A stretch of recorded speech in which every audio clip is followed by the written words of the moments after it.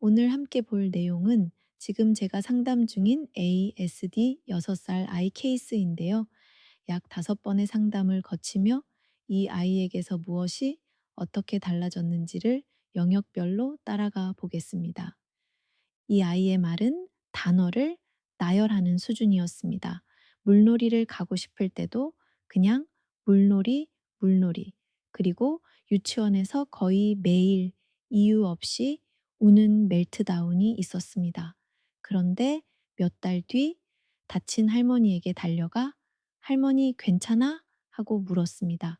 그때까지 한 번도 할머니한테 없던 공감의 한마디였어요. 오늘은 이 두 장면 사이에 무슨 일이 있었는지를 따라가 봅니다. 먼저 이 아이가 어떤 길을 지나왔는지 짚어보겠습니다. 부모님이 처음 무언가 다르다는 걸 느낀 건 생후 16개월, 또래라면 엄마 아빠를 말할 나이에 말이 없었을 때였습니다. 이후 33, 38, 44개월, 세 차례 소아정신과에서는 지적 소견 정도로 보았고 만사세 48개월이 지나서야 세브란스에서 자폐 소견을 받았습니다. 공교롭게도 이 시기는 MMR 백신 접종 시기와 겹칩니다. 먼저 언어입니다. 아이의 말은 단어를 띄엄띄엄 놓는 수준이었어요. 문장은 짧고 조사나 주어가 빠졌습니다. 같은 단어, 같은 질문을 반복했고요. 한마디로 하고 싶은 말은 마음속에 있는데 그걸 문장으로 꺼내는 통로가 아주 좁았던 겁니다. 정서적으로 이 아이는 쉽게 짜증을 냈고 무척 예민했습니다. 무엇보다 유치원에서 거의 매일 이유 없이 우는 멜트다운이 있었고 스트레스 상황에서는 뒷걸음질을 치며 그 자리에 들어가기를 거부했는데 그 거부를 대부분 울음으로 표현했습니다. 싫어요 라고 말로 못하니 몸과 울음으로 말한 것입니다. 감각과 공포, 이 부분이 특히 심했는데 시끄러운 장소, 아이들이 우는 장소, 그리고 유리나 거울이 많은 곳, 어두운 곳을 무서워했습니다. 대표적인 장면 하나가 거울이나 유리창에 비친 자기 모습을 두려워했고, 그래서 밤에 차를 타면 창의 모습이 비치니까 늘 실내등을 꺼야 했습니다. 네 번째, 사회성입니다. 혼자 노는 걸 좋아했지만 곁에는 늘 어른이 있어야 했고, 낯선 사람을 만나면 엄마 뒤로 숨었습니다. 눈맞춤은 할 수 있었지만 시선이 자주 다른 곳을 향했고요. 그리고 가장 마음에 남는 부분은 누군가 아플 때 괜찮아? 하고 묻는 타인을 향한 공감 표현이 없었습니다. 다섯 번째는 상동행동입니다.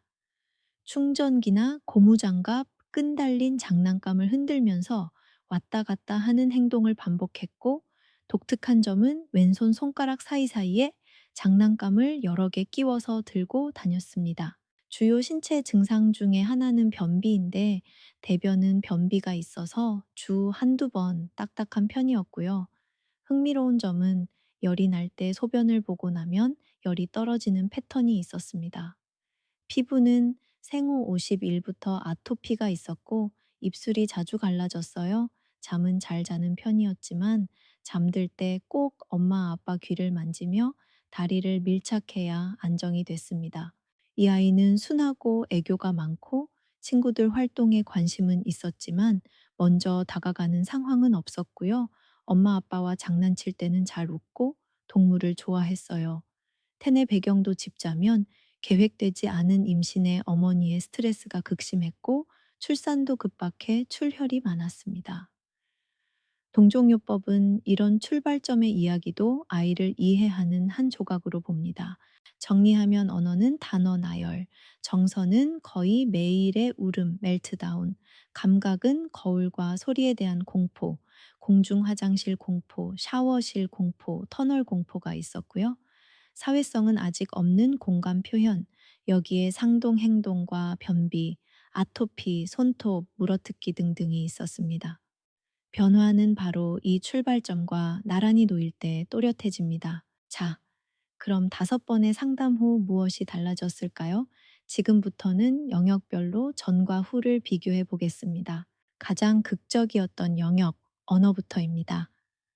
놀랍게도 첫 처방 바로 다음 날부터 문장이 길어졌고 물놀이만 말하던 아이가 물놀이 선생님 만나러 가자라고 했습니다. 그 뒤로 오지마, 안해 같은 새 표현이 등장했고요. 마침내 네다섯 어절짜리 문장 할머니가 토마토를 사다 주세요를 말했습니다. 표현도 정교해져서 아기가 울어요가 아기가 눈물을 흘려요가 됐고 조사와 주어 사용이 시작되었습니다. 전에는 한 번도 사용한 적이 없던 언어적 표현이 늘었습니다. 어머니는 이걸 꾸준히 우상향이라고 표현하셨습니다. 정서도 함께 움직였습니다. 거의 매일이던 울음이 일주일에 한두 번으로 줄었고, 그것도 피곤할 때처럼 이유가 분명할 때만이었어요. 폭발적인 짜증은 잠깐 눈물 흘리는 정도, 약 1분으로 짧아졌습니다. 어머니 말씀이 아이가 안 울어서 저도 마음이 편해졌다고 하셨습니다. 감각과 공포는 어머니 추정으로 60에서 70% 정도 호전됐습니다. 그렇게 무서워하던 거울을 이제는 보면서 놀 정도가 됐어요. 무서워하는 횟수가 10번 중 2번으로 줄었고 밤에 불을 켜도 괜찮을 때가 많아졌습니다. 예전엔 강당에 못 들어가던 아이가 지금은 울지 않고 살펴본 뒤 들어갑니다. 물론 큰 소리나 특정 장소는 여전히 남아 있어요. 그래도 공중 화장실, 샤워실에 들어가게 된 점은 크게 호전된 부분입니다.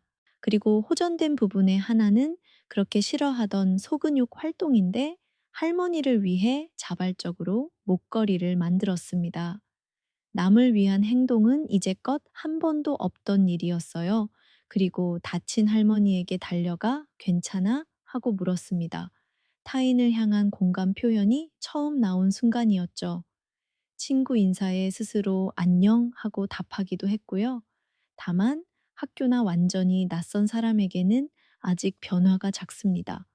가족과 친척 범위 안에서 먼저 피어나고 있습니다. 상동 행동도 보겠습니다. 손가락 사이에 끼우던 장난감 개수가 줄었습니다. 여러 개에서 두세 개로요. 왔다 갔다 하는 빈도도 줄고 강도가 한결 부드러워졌어요. 다만 여전히 손에 들고 있으려는 모습은 남아 있습니다. 몸의 변화입니다. 변비는 5일에서 7일이던 강역이 3, 4일로 좁혀지고 변이 말랑해졌어요. 다만 완전히 해결된 건 아닙니다. 피부는 레메디 직후 일시적으로 악화됐다가 안정기로 들어갔는데 동종요법에서는 이런 초기 악화를 명현현상으로 봅니다. 그 외에 손톱 물어뜯는 증상은 완전히 개선되었고요. 마지막 상담에서 부분적 아토피가 완전히 사라졌다는 어머니의 보고가 있었습니다. 아직 남은 증상은 상동 행동이 지속되고 낯선 사람과의 상호작용은 변화가 작으며 변비도 완전히 해결되진 않았습니다.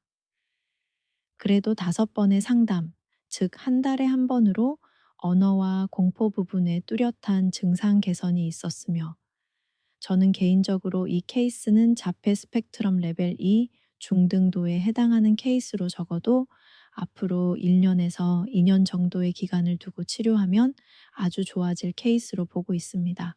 감사합니다.